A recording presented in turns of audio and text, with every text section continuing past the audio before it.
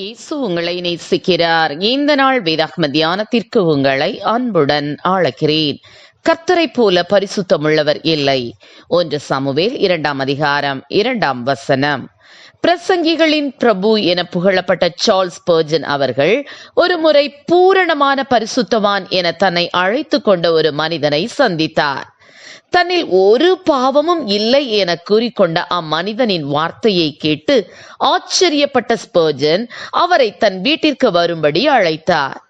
பூரண பரிசுத்த மனிதனான அவருக்கு ஸ்பர்ஜன் தன் வீட்டில் அருமையான விருந்து ஒன்றை ஏற்பாடு செய்திருந்தார்.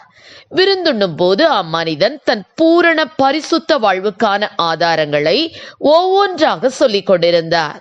அம்மனிதர் சொல்பவைகள் அனைத்தையும் பொறுமையாக கேட்டுக்கொண்டிருந்த ஸ்பர்ஜன் கடைசியில் மேஜையில் இருந்த தண்ணீர் கோப்பையை எடுத்து தண்ணீரை அந்த மனிதனின் முகத்தில் வீசினார். உடனே அம்மனிதனின் கோபம் கொண்டு ஸ்பர்ஜனை கடுமையாக திட்டத் தொடங்கினார். அப்போது ஸ்பர்ஜன் அம்மனிதனிடம், உன்னுடைய பழைய மனிதன் மரணம் அடையவில்லை, அவன் மயங்கியே இருந்திருக்கிறான். இதனால் கொஞ்சம் தண்ணீர் பட்டதும் அவன் மயக்கம் தெளிந்து எழுந்து விட்டான் என்று கூறினார். ஆம், என கருமையானவர்களே, பல சந்தர்ப்பங்களில் கிறிஸ்தவர்களாகிய நாமும் கூட செய்யத்தகாத விரும்பத்தகாத காரியங்களை செய்து விடுகிறோம். எனவேதான் அப்போஸ்தலனாகிய பவுல் ரோமருக்கு எழுதின நிருபத்தில் இவ்வாறு கூறுகிறார், நான் செய்கிறது எனக்கே சம்மதியில்லை, நான் விரும்புகிறதை செய்யாமல் நான் வெறுக்கிறதையே செய்கிறேன். ஆதலால் நான் அல்ல, எனக்குள் வாசமாயிருக்கிற பாவமே அப்படி செய்கிறது. ஆதலால் நான் விரும்புகிற நன்மையை செய்யாமல் விரும்பாத தீமையையே செய்கிறேன். அந்தபடி நான் விரும்பாததை நான் செய்தால் நான் அல்ல, எனக்குள்ளே வாசமாயிருக்கிற பாவமே அப்படி செய்கிறது. நிர்பந்தமான மனுஷன் நான். இந்த மரண சரீரத்தினின்று யார் என்னை விடுதலையாக்குவார் என கூறுகிறார்.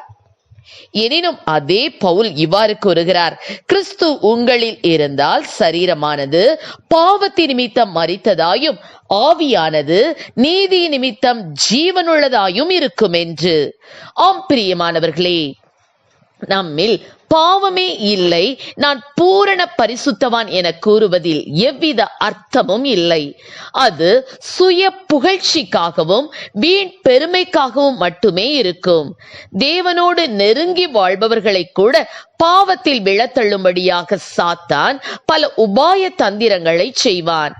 எனவே பரிசுத்தத்தின் மேல் பரிசுத்தம் அடையும்படியாக ஒவ்வொரு நாளும் ஜெபிப்பது அவசியமாகும். நமக்கு பாவம் இல்லை என்போமானால் நம்மை நாமே வஞ்சிக்கிறவர்களாயிருப்போம், சத்தியம் நமக்குள் இராது என 1 யோவான் 1:8 வாசிக்கிறோம். எனவே நாம் பூரணமானவர்கள் என நினைத்து நாம் நம்மை ஏமாற்றிக் கொள்ளாதபடி தெரிந்தோ தெரியாமலோ செய்த பாவங்களை தேவ சமூகத்தில் அறிக்கையிட்டு பரிசுத்த ஆவியினால் நடத்தப்படுவோம். ஏனெனில் நீங்கள் பரிசுத்தம் உள்ளவர்களாக வேண்டும் என்பது தேவனுடைய சித்தமாயிருக்கிறது. பரிசுத்தம் இல்லாமல் கர்த்தரை தரிசிக்க முடியாது. எனவே பரிசுத்தம் உள்ளவர்களாயிருக்க நாடுவோம். கர்த்ததாமே நம்மை ஆசீர்வதிப்பாராக. ஆமென். ஜெபம். எங்களை அதிகமாய் நேசித்து வழிநடத்துகிற எங்கள் அன்பின் பரலோக பிதாவே, அப்பா, எங்களை அழைத்தவர் நீர் பரிசுத்தர். அப்பா ஸ்தோத்திர ஆண்டவரே, நாங்களும் எங்கள் நடக்கைகள் எல்லாவற்றிலும் ஆண்டவரே ஸ்தோத்திர பரிசுத்தத்தை வெளிப்படுத்தக்கூடிய கிருபைகளை நீர் கொடுப்பீராக. ராஜா, பரிசுத்தமாகிறவன் இன்னும் பரிசுத்தமாகட்டும் என்று சொன்னீரே தகப்பனே. அப்பா, நாங்கள் தெரிந்தோ தெரியாமலோ செய்த பாவங்களை என் தேவன் எங்களுக்கு மன்னித்தப்பா. ஒவ்வொரு நாளும் ஆண்டவரே ஸ்தோத்திர ராஜா, நாங்கள் ஆண்டவரே பரிசுத்தமுள்ளவர்களாய் எங்களை காத்துக்கொள்ளக்கூடிய கிருபைகளை கொடும். ஆசீர்வதியும். இயேசுவின் நாமத்திலே ஜெபிக்கிறோம் நல்ல பிதாவே. ஆமென்.